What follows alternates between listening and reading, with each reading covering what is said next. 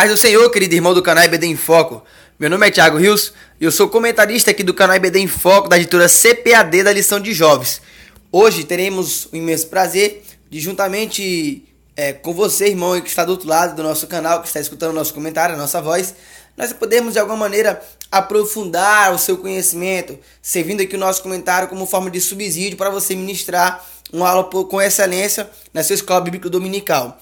Lembrando que eu sempre gosto de deixar isso bem claro, que nós aqui do canal IBD em Foco não estamos aqui querendo ser melhor que outras pessoas, mas nós estamos aqui querendo dizer a você, professor, que você pode sim dar uma aula muito melhor para os seus alunos, né? E algo que a gente usa para dar a você um motivo de você dar uma boa aula para os seus alunos é o slide que nós usamos do canal IBD em Foco. É só você entrar na nossa plataforma, né, que você vai ter o acesso no nossos slides em PowerPoint. Amém? Quando nós usamos o slide, pelo menos é o que eu penso, né? Eu sempre bato nessa tecla.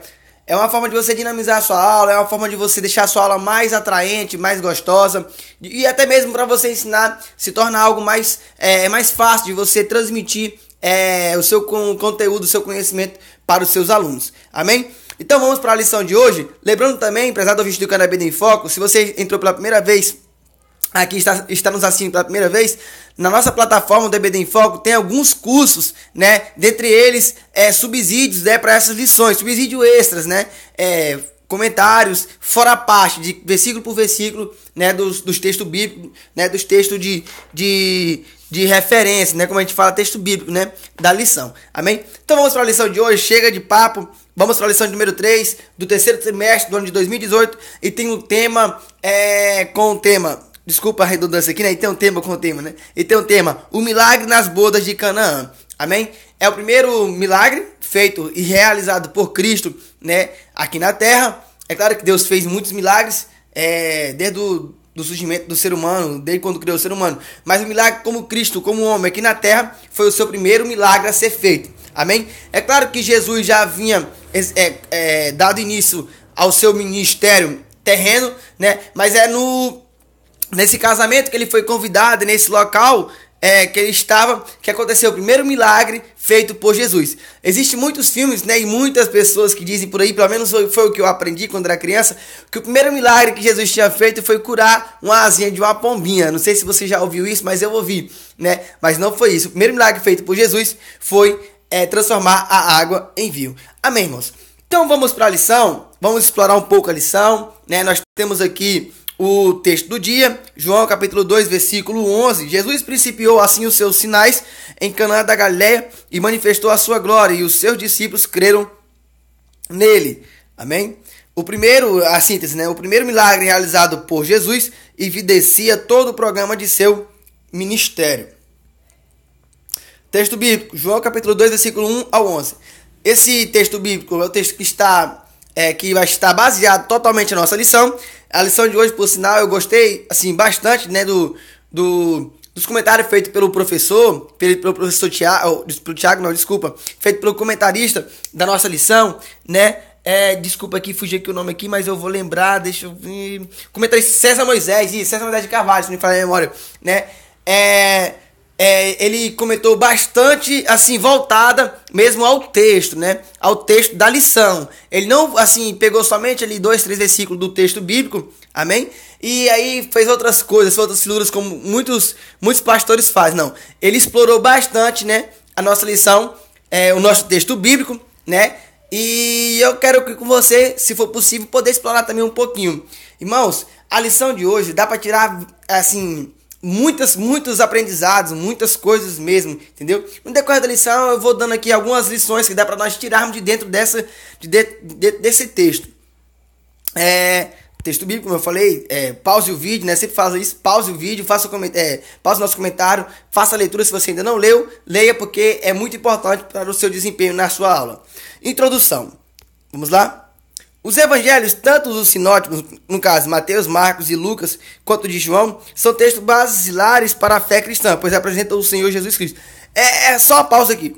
Se você não sabe o que é sinótico, é bom que você pesquisar, levar para sua classe de aula, porque eu tenho certeza que os seus alunos vão querer saber um pouco sobre essa palavra, sinóticos, né? Sinótico, para quem não sabe, é aquilo que é parecido, aquilo que é algo semelhante, né? Você observa que tanto no livro de Mateus, Marcos e Lucas, são livros assim basicamente escritos da mesma forma, né? Vão contando assim sequencialmente os mesmos milagres, entendeu? Já o livro de João não, o livro de João ele é um pouco diferente desses 3 livros, né? Por quê? Porque eu não quero aqui aprofundar nessa parte, mas você, professor, se você puder, aprofunda na sua aula, amém? Aprofunda na sua aula, porque você vai ter mais tempo do que eu, claro aqui. Mas João, ele é aquele cara que está mais próximo de Cristo, é aquele cara, no caso, né, que Jesus deitou no seu peito, ou seja, João estava próximo, ao lado de Jesus. Então João teve uma participação muito pessoal com Cristo, né? Já os outros discípulos, no caso aqui, Mateus, Marcos e Lucas, eles escreveram mais escreveram baseado naquilo que as pessoas diziam para eles o que acontecia, né? Baseado mais naquilo que eles ouviram falar do mestre. Já João não, João ele escreve mais aquilo que está assim mais pessoal de Jesus, né?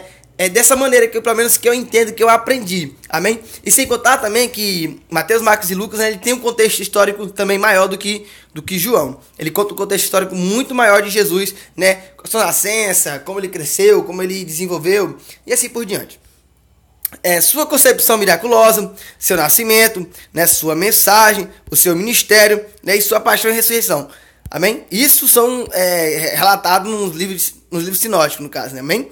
Tais textos não são exaustivos, visto que o mestre muitas outras coisas fez. Há, porém, ainda muitas outras coisas que Jesus fez, e se cada uma das quais fossem escritas, cuido que nem ainda o mundo todo poderia conter os livros que escrevesse. Amém. João 21, 25. A série de 7 milagres do Evangelho de João, que se inicia hoje, não significa que o Filho de Deus tenha realizado apenas estes 7. Claro, sem sombra de dúvida, claro que não. Jesus fez muitos milagres, muitos mesmo. Amém? Jesus, pois, operou também em presença de seus discípulos muitos outros sinais que não estão escritos neste livro. Tá, mas vamos para a lição. Só até se para você, como eu falei, no decorrer da lição, você vai observar que desse texto que nós vamos explorar, que é o milagre de Jesus feito em Canaã, no caso aqui nas bodas, amém?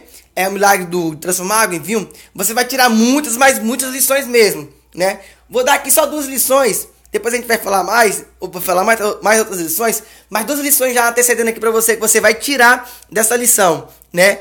É que o seu casamento, pode ser um casamento abençoado somente se tiver a presença de Jesus no meio dele. Amém? Por quê? Porque Jesus foi convidado para aquele casamento. Então, meu parceiro, se você não convidar, você é aluno, aí, você que é jovem, se você não convidar Jesus para participar do seu casamento, o seu casamento não vai ser um casamento com sucesso. O seu casamento vai ser um casamento fracassado.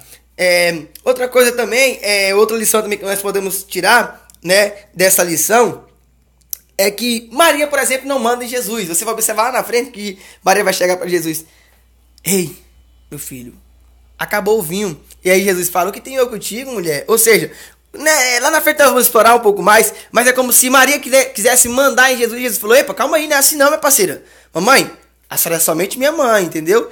Eu tenho que obedecer à vontade do Pai. Então, apesar do vídeo do Canal BD em Foco, né? Desculpa aí se esse começo da lição aqui ficou um pouco assim, meio complicado de você entender, né? Mas foi uma das formas assim, que eu tentei mais dinamizar no começo dessa lição. Então, você já tem 2 lições que dá pra gente tirar.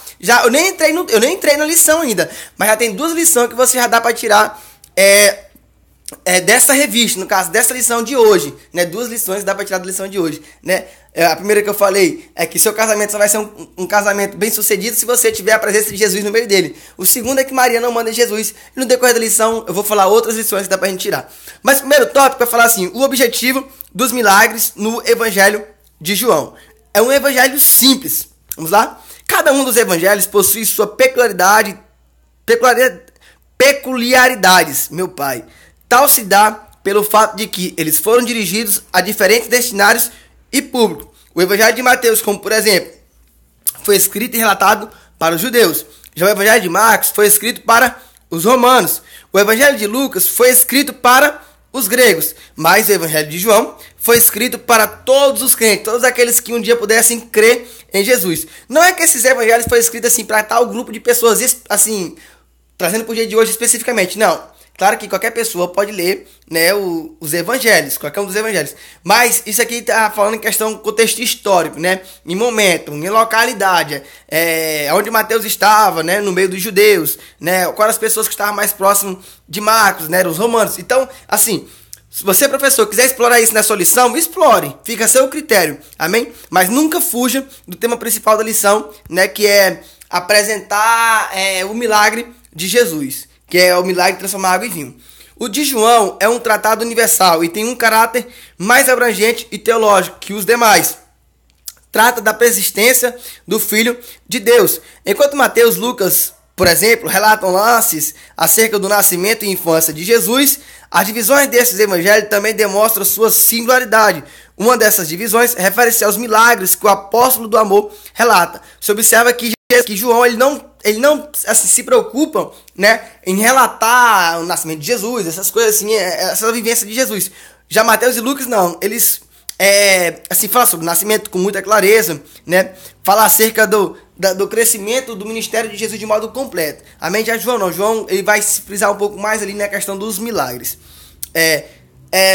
No caso do livro de João, são 7 sinais. Vamos lá? A expressão sinais são 7 milagres, né? No caso aqui, o segundo subtópico vai falar sobre os 7 sinais. A expressão sinais é utilizada por João com o claro significado de milagres. Jesus, pois, operou também em presença de seus discípulos muitos outros sinais que não estão escritos neste livro. É emblemático que o apóstolo do amor relate apenas 7, formando uma seção em seu evangelho, que é comumente denominado pelos estudiosos como os livros dos sinais. Na tipologia bíblica e para os judeus, o número 7 transmite a ideia de completude e totalidade. Os 7 sinais. Irmãos, você observa lá pela criação. Vamos começar por assim. Foram quantos dias? 7 dias. Nós temos quantos dias na semana? 7 dias nas semanas. Amém? O povo rodeou, por exemplo, quantas vezes na muralha de Jericó? 7 vezes. Durante 7 dias, né? O profeta Naamã mergulhou quantas vezes no rio? 7 vezes. E assim, muitas coisas na Bíblia você vai observar o número 7. Amém? É claro que eu e nem você, nós não vamos ficar fissurados agora nesse número 7, né? Mas só é uma forma, assim, de você observar que o número 7 está frequente na Bíblia, né? E, por exemplo, se você um dia querer adesivar, por exemplo, o seu carro com algum número, por exemplo, né? Principalmente o jovem gosta muito disso, colocar na sua moto, colocar no seu carro, né? Alguns números, né? Eu tenho um amigo meu que colocou na moto dele o número 7. E as pessoas perguntam para ele, por que 7? Aí ele fala, não, porque 7 é o número da perfeição, porque 7 é o número de Cristo. Amém? Então você pode usar como como essa causa, né? Você coloca o número 7 no seu carro e se alguém perguntar, por que 7? Né? Aí você vai falar, não, porque 7 representa o número da perfeição, o número da criação de Deus, né? O número de Cristo, o número da felicidade. Então, acho que é esse o sentido, né, de ter colocado aqui os 7 sinais. Terceiro subtópico, nós encerramos o primeiro tópico, o objetivo dos sinais no Evangelho de João. Os milagres ou sinais possuem objetivos que perpassam e satisfazem o socorro do aflito, glorificam a Deus e chegam ao cerne do seu propósito, que é levar as pessoas a crerem que Jesus é o Cristo, o Filho de Deus, e para que crendo tenhais vida em seu nome. Esses, porém, foram escritos para que creiais que Jesus é o Cristo, o Filho de Deus, e para que crendo tenhais vidas em seu nome. Este é justamente o objetivo do apóstolo do amor, ter relatado os 7 milagres em seu evangelho, demonstrar a messianidade de Jesus, ou seja, que ele é o Messias, que a essência dele é de Deus, a mesma essência de Deus é a essência de Cristo, e com isso levar as pessoas a terem fé e finalmente a vida eterna. Essa partezinha aqui, desse objetivo, eu vou deixar lá pro finalzinho da lição para mim fazer mais um comentário sobre isso. Amém? Jesus e a vida social. Segundo tópico. Jesus e a vida social. Vamos lá explorar um pouquinho sobre isso. É sabido que, entre outras coisas, cabia ao discípulo seguir o modelo da vida de seu mestre. Lucas 6,40. Jesus é a referência absoluta de todos que se propuseram a segui-lo. Amém? E como ele viveu? Em termos sociais, por exemplo, a postura do mestre é inequívoca.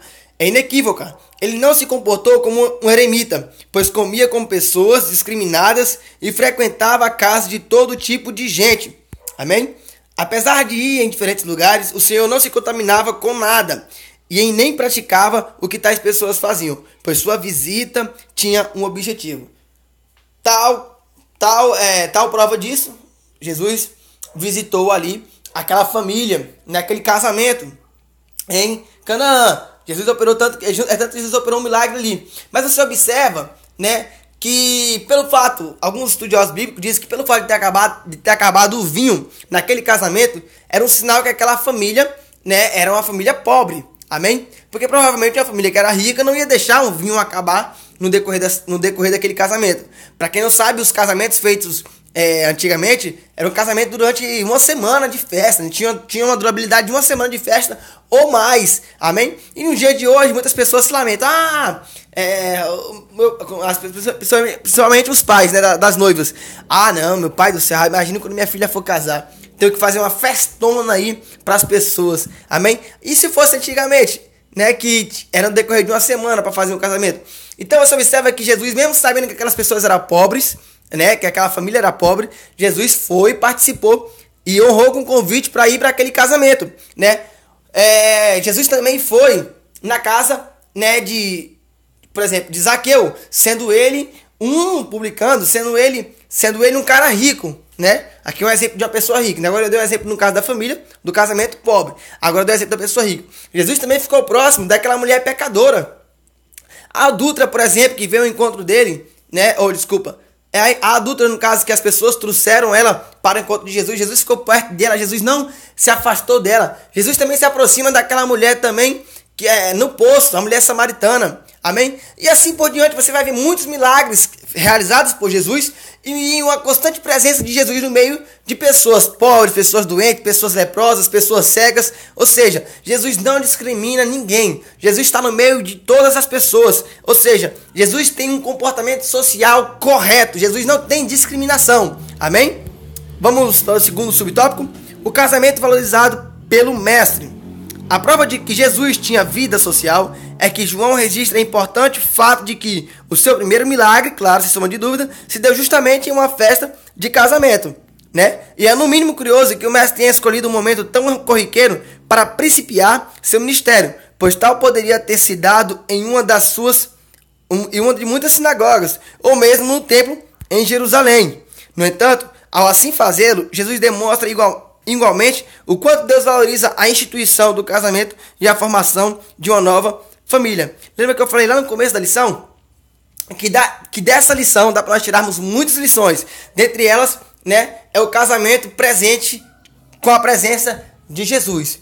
Você imagina agora se Jesus não estivesse naquele casamento? O que seria daquele noivo, né? O que seria daquela família, daquela festa? Eles iriam ficar envergonhados. Eles iriam caçar um lugar para meter a sua cara, como diz o nosso ditado, nosso linguajar no dia de hoje. Amém? Mas Jesus foi convidado para aquele casamento. E aqui nós podemos tirar outras lições, né? Dentre elas, vou dar um exemplo, né?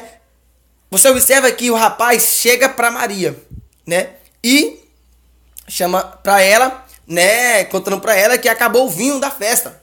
E Maria vai ao encontro de Jesus. O que significa? Significa que aquele rapaz não tinha um livre acesso com Jesus. E tá aí muitos problemas que acontecem nos dias de hoje, né? Tem muita gente querendo milagres, mas não vai logo ao encontro de Jesus. Por quê? Porque não tem intimidade com Cristo. Amém? Então o milagre não aconteceu porque aquele rapaz foi até Maria. Mas o milagre só aconteceu porque Maria foi até Jesus. Amém? Dá para nós tirarmos muitas lições disso, né? No seu casamento, por exemplo, muitas pessoas contam os seus problemas, contam as suas necessidades. Amém? Vamos dizer aqui essa é a realidade, né? A falta de vinho foi o problema para aquele casamento, né? Para a felicidade daquele casamento, para a festa daquele casamento. Amém? Vamos imaginar aqui que o seu casamento está passando por um grande problema. E aí você, em vez de ir logo ao encontro de Jesus, como você não tem intimidade com o mestre, você vai procurar outras pessoas, né? E se essas pessoas não tiverem uma intimidade com Cristo, Porque que no caso Maria tinha sim um livre acesso com Cristo. Amém? Mas se Maria não tivesse um livre acesso com Cristo, como é que iria ser o casamento? Iria acabar. Eles iriam ficar com vergonha. Então, prezado ouvinte do Canal IBD em Foco, você pode usar isso como, como algo para acrescentar no seu comentário, no seu conteúdo, sua escola bíblica dominical, né? É importante que nós tenhamos um livre acesso com Cristo. E nós temos hoje. Por quê? Porque ele morreu e o sangue dele fez separação. Aquela separação que o véu do templo fazia, o seu sangue, o sangue de Cristo foi derramado e rasgou o véu de cima a baixo. Amém? Então, se antigamente eu não tinha um acesso para com Cristo, eu tinha que ter um intermediador. Olha só aonde que esse ponto aqui pode ser levado. Olha para que ponto já também, que eu já estou indo já. Né? Se eu não tivesse crido em Jesus no dia de hoje, eu não poderia ter um livre acesso para com Deus. Eu não tinha como mais levar minha súplica. Mas como eu criei em Jesus, como eu acreditei, como eu confiei em Jesus, então eu tenho livre acesso para apresentar ao meu Jesus, né, as minhas necessidades e os meus problemas. Desculpa aqui esse meu comentário nesse subtópico aqui, ficou muito extenso, amém? Mas eu tinha que apresentar isso para os irmãos, para que servisse para você poder servir assim de subsídio para o seu comentário na sua escola bíblica dominical. O último subtópico do segundo tópico nos diz assim: a diferença ministerial entre Jesus e João Batista. É algo bem interessante, né? Por quê? Porque João Batista é primo de Jesus. João Batista nasceu 6 meses antes de Jesus, né? E João Batista, né, exerceu ali um ministério muito bonito, muito belo. Amém? A diferença na dinâmica de interação social entre Jesus e João Batista é marcante. Enquanto o primeiro, né, imiscuia-se nas relações interpessoais, ou seja, enquanto Jesus tinha uma participação pessoal grande, né, uma participação social ali entre as pessoas muito grande, é tanto onde que Jesus estava, 2.000 pessoas o seguiam, 3.000 pessoas o seguiam, né, lembra do milagre lá de 5 pães e 2 peixinhos? Quase 5.000 homens foram alimentados, fora mulheres e crianças, amém? Ou seja, aonde Jesus estava, uma grande multidão estava por perto, amém? Já o segundo, no caso aqui, João Batista, vivia no deserto, comendo o quê? Comendo mel, comendo silvestre, né? Comendo gafanhotos, né? Ou seja, então há já aqui um contraste entre os dois. Tal diferença aponta para uma distinção bem mais profunda entre ambos os ministérios. Enquanto João Batista marcava o fim do antigo concerto, sendo seu último profeta, Jesus Cristo, como Filho de Deus, inaugurava um novo tempo, iniciando um novo concerto. Assim, a vida social de ambos dizia respeito ao chamado e ao ministério que cabia a cada um. João Batista veio, né, para anunciar a vinda do Messias, né, para dizer que ele só batizava as pessoas com água, mas aquele que há de vir após ele batizaria a todos com o Espírito Santo. Amém? Ou seja, quando Jesus vem no encontro de João Batista lá no rio, né, Jesus pede para João Batista ser batizado. Jesus pede para João Batista batizar Cristo. O que acontece? A Bíblia diz que João Batista fala: eu não só digo sequer de desatar as sandálias dos seus pés. Ele aí, ó, é o Messias. Esse daí é o Salvador da humanidade. Ou seja, João Batista, o ministério de João Batista era apresentar que Jesus era o Senhor e o Salvador e o provedor da humanidade. Terceiro tópico para nós encerrarmos essa lição: o significado então do milagre da transformação da água em vinho. Não é somente um significado, como eu falei para você. Nós já observamos aqui três significados, né? Três lições já tiramos dessa lição. E vamos tirar muito mais agora, já nesse último tópico. O primeiro é: fazei tudo quanto ele vos disser. João registra que, estando o mestre acompanhado de sua mãe e dos seus discípulos, realizaram-se umas bodas em Canaã da Galileia. E eles foram convidados. Ou seja, convidaram Jesus, convidaram Maria, né? Algumas linhas de pensamento dizem, né, que a família do noivo, né, que a família no qual estava casando ali, eram parentes, né, de Maria. Amém? Mas isso não cabe você explorar na sua escola bíblica dominical. Amém? Mas algo embaraçado ocorreu. O vinho que era servido na festa, o que aconteceu? Acabou, se esgotou. Uma vez que a festa do casamento podia se prolongar por até uma semana, lembra que eu falei ainda há pouco que as festas de casamento no Oriente Médio antigamente duram uma semana ou mais, né? Essa questão não era um problema simples, pois violava uma das regras da hospitalidade. O fato foi comunicado a Jesus por sua mãe, E devido à resposta do mestre, muitos pensam tratar-se de rispidez, no caso, né? Mas na verdade, quando se analisa o versículo 4, à luz de outros textos dos evangelhos, joanino, né? Fica claro que a palavra do Filho de Deus tem um sentido mais profundo. Amém? Então, qual seria este sentido? Ao dizer, fazei tudo quanto eles vos disser, Maria tinha certeza que o mestre interviria mudando aquela situação. Bastava apenas que os empregados, por mais que não compreendessem, mas obedeceram ao que ele dissesse. De fato, Jesus orientou os empregados que lhe enchessem de águas as 6 talhas de pedra de que havia na casa e que tirassem em seguida uma porção e levassem do conteúdo para o mestre-sala, para o mestre-sala aprovar, né? Você observa já aqui outra lição, né? Nesse caso aqui eu sou um seguidor de Maria, né? Eu vou obedecer o mandamento de Maria. Qual foi o mandamento de Maria, Tiago? O mandamento de Maria foi: fazei tudo no quanto ele vos disser. Ele quem? Jesus. E o que foi que no caso ali, os empregados, né, fizeram? Obedeceram à voz do mestre. Amém? Então, para nós termos, outra lição, para nós termos, né, uma felicidade no nosso meio, vamos obedecer, né, à voz do mestre. Se Jesus falar, pegue esse jarro e enche de água, enche, meu parceiro. Foi uma ordenança de Jesus. Amém?